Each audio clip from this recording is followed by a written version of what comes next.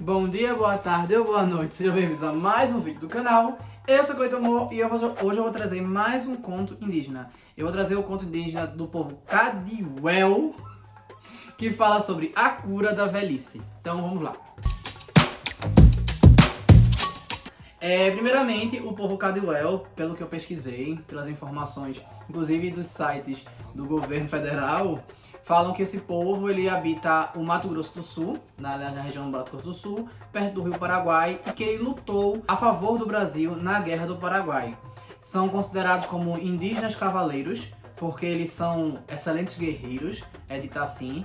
Inclusive eu vi fotos, desenhos, né, deles batalhando montados, né, a cavalos e tal. E eu fiquei pensando, gente, mas o cavalo tem aqui no Brasil naturalmente, né? Então eles têm uma revolução da história dele de alguma forma. Mas eu vi que eles dividem a sociedade deles em cativeiros e senhores, eu acho, uma coisa assim.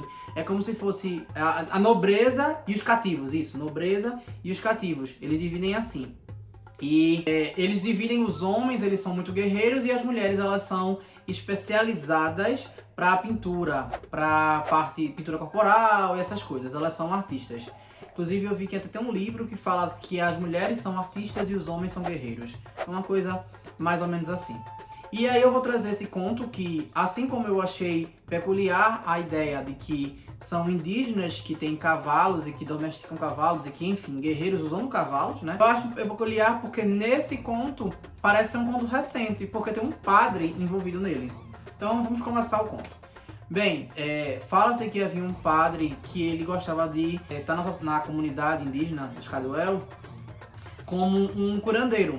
Ele ajudava lá o pajé a curar o povo. E ele se preocupava muito com o bem-estar do povo de lá. E até que um dia ele parou e pensou assim, poxa, como é que eu poderia fazer a cura para todas as doenças, hein?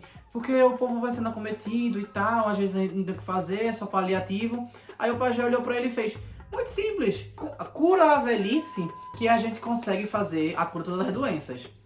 Não sei bem que associação é essa, talvez a saúde desse povo seja excelente e eles só venham a adoecer e ter problemas na velhice, né? Não sei. Mas o padre achou uma ideia interessante e ficou se perguntando aonde é que ele conseguiria fazer isso, né? Como ele conseguiria fazer isso. E aí o pajé disse a ele que não sabia exatamente como fazer, mas que talvez uma entidade chamada Gonoeni Odi. É isso? Deixa eu dar uma olhada aqui rapidinho. Acho que é isso mesmo. É um nome muito estranho. É isso mesmo. Gonoendo Odi. É isso. Que saberia a resposta. E aí, inclusive, esse conto, olha, tá nesse livro aqui, ó. E aí o padre decide ir atrás dessa entidade, dessa pessoa, enfim, desse ser. Que ele teria o poder para acabar com a velhice. Aí esse padre sai nessa busca. Só que ele não sabe muito bem aonde ele vai encontrar, então ele só sai embrenhando nas florestas. De acordo com o conto, fala que esse padre ele tinha o poder de falar com as árvores, que ele tinha sido abençoado pelos céus para poder se comunicar com as árvores. Então ele saiu perguntando de árvore em árvore aonde ele poderia encontrar este ser para poder curar a velhice. Aí ele chegou até uma árvore e perguntou, ela disse que não sabia direito, até que ele encontrou uma que disse assim, eu não sei como é que faz, na realidade eu não tenho muito o que fazer, eu já cheguei na minha idade máxima e eu tô esperando só vir um incêndio para acabar aqui com a minha vida e tal. E aí ele disse que ela não precisava ser assim, que ele ia tentar acabar com a velhice para as árvores também, para poder restaurar ali o equilíbrio. O equilíbrio não, né? Restaurar a juventude da árvore, né? Restaurar a saúde da árvore. Aí a árvore faz, tá certo, se é assim, então eu vou tentar lhe ajudar. Eu não sei, mas eu conheço uma pessoa que talvez saiba. E a árvore chama um espírito da floresta e ao padre. Não fala qual é a forma desse espírito, não fala como é que foi, como ele veio, quem é, mas ele atua como uma vozinha. É como se fosse o vento, né? Se a gente tivesse usado uma referência aí, por exemplo, de Frozen 2, Gale, né? Ele é só o vento para dizer ao padre alguns avisos. E aí ele foi guiando o padre até chegar numa localidade lá, num vilarejo, vamos dizer assim. Quando ele estava chegando, uma mulher atendeu ele e ele perguntou sobre a entidade. Gonoeno Odi mora aqui? Aí ela pegou e disse, mora sim, ele tá ali dentro, pode ir ali àquela casa. Aí ele vai. Quando ele chega lá, ele pergunta ao cara. Aí o cara pega e diz, não, eu não sou ele, eu só sou o cabelo dele. ele tá ali. Aí ele vai pra outro. Aí ele começa a achar estranho. A vozinha faz, olha, vamos ficar te enrolando um pouco pra dizer ali, pra tu chegar na coisa certa. Mas quando chegar na certa, eu te aviso. E aí ele fica rodando pra lá e pra cá, rodando pra lá e pra cá, e todo mundo diz que uma parte dele não é um todo. Não, assim, não ficou claro se isso é uma referência a uma entidade que está em todo lugar, se é uma entidade que gosta de brincar e faz clones, se é uma entidade múltipla e ele tinha que achar ali aquele que se referisse ao espírito, ou à mente, ou ao coração daquela entidade, enfim. De toda forma ele fica rodando por ali, até que ele chega, um cara lá, e a vozinha diz, é ele. Aí ele faz, beleza. Aí diz, olha, ele vai te oferecer um charuto, mas tu não aceita nada que ele te oferecer pra fumar, porque é um problema. Aí ele tá certo.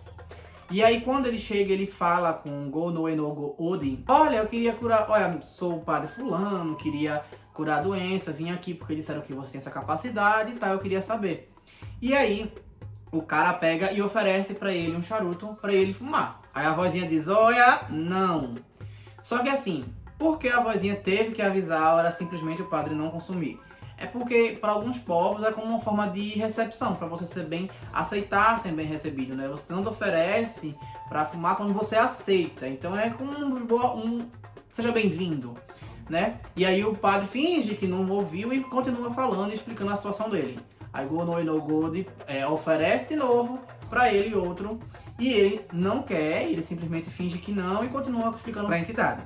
Pro espírito, pro cara, pro indígena, sei lá. E aí ele pega e diz, muito bem, fala pro padre, muito bem, você conseguiu escapar das minhas duas armadilhas, porque realmente no fumo havia excremento de onça, e você viraria uma fera caso você fumasse. Sendo assim, eu vou conceber o que você quer.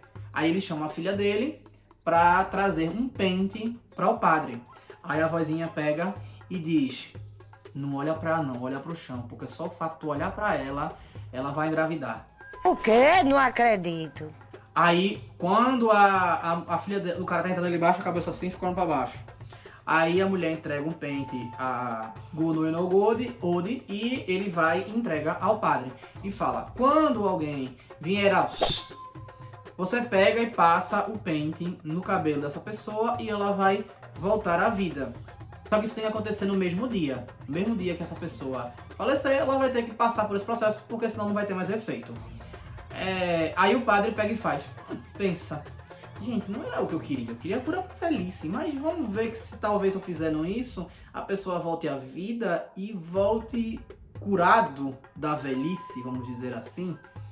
Aí ele pega e diz, tá, obrigado, valeu. Aí pensa, eita, mas pera aí, tem algum que faça pra árvore também, pra restaurar a árvore? Aí ele faz, tem, deixa eu pedir ali. Aí pede a filha vem, de novo aqui olhando pro chão. Aí a filha vai e traz um pote com a resina. Quando o Go-no Enogo entrega pro padre, o padre pega esse pote e observa que a casa onde ele tava, né, mudou. E tinha uma mesa no centro. Aí Go-no Enogo fala, passa a resina aqui nessa mesa pra você ver. Mesa era de madeira, né? Aí ele vai e passa a resina.